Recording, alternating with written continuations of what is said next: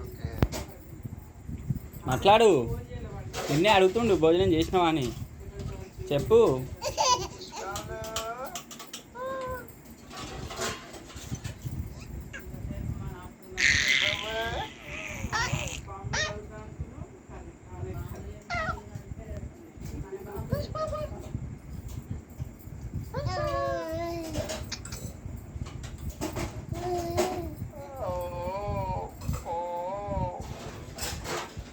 అవునా అవునే బాబు మాయ తాగినావా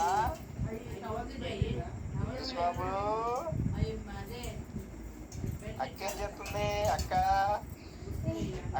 అక్క బ్యాగ్ సర్దుకుందా?